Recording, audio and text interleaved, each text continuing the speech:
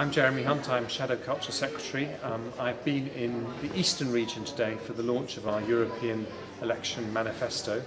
Because I'm Shadow Secretary of State for Culture, Media and Sport, I get to do some rather wonderful things at the same time, and at the moment I'm here in Norwich Castle Museum, which is a brilliant place because it has things from pretty much every part of our history, going right the way back to Roman times. You can hear children in the background. This is a good place for people who want to come and have fun, but also learn something interesting.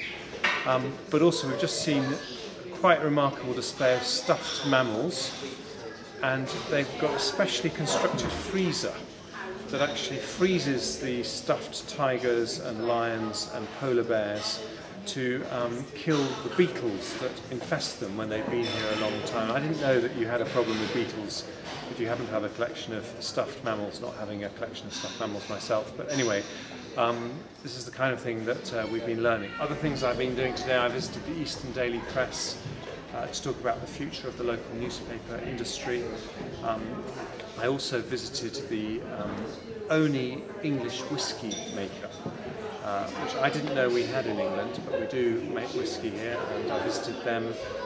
And what's interesting about that is that they aren't just a whiskey distiller, but they've also turned themselves into a tourist destination. So there's some lateral thinking there, which is of course very important for the local economy. And finally, I've been to visit the racing industry at Newmarket to see what they've been up to, the challenges they face, particularly their concerns about the cut in BBC coverage of the racing industry, which is so important to them. But the message here in East Anglia is that with these European elections coming up, despite all the nightmarish stories in Westminster about MPs' expenses, there are some really important other issues. The future of Britain's place within Europe, the choice that we have as a country, if we want to be led in Europe by a sensible Eurosceptic party, where our centre of gravity is the same as the centre of gravity of the British people. Yes, we want to engage with Europe, but we want control of our own destiny. Then we need to have Conservative MEPs at Brussels and Conservative MPs at Westminster, and that's the real message that I and my fellow MEPs have been giving out today, and we are really hoping that that message will get through. The other thing I've been doing is meeting all the candidates who hope to be elected as MEPs at these elections.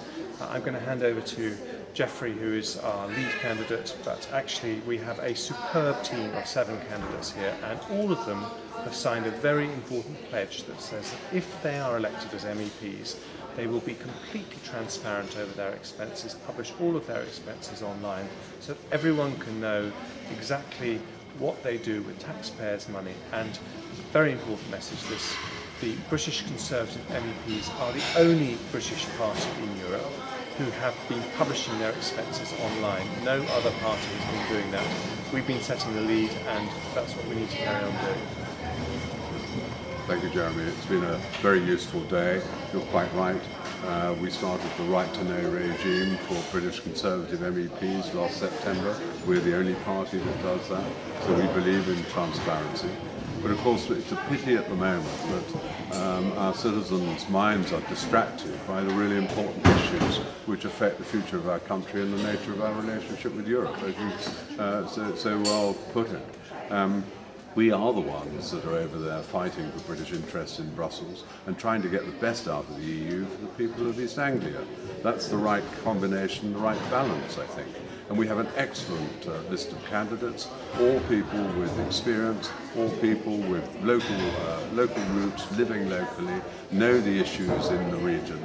And it would be an awful pity, therefore, if people were somehow rather distracted from the big issues that affect us and were tempted to go and vote for 3-letter parties or 4-letter parties who, quite frankly, don't stand up to scrutiny.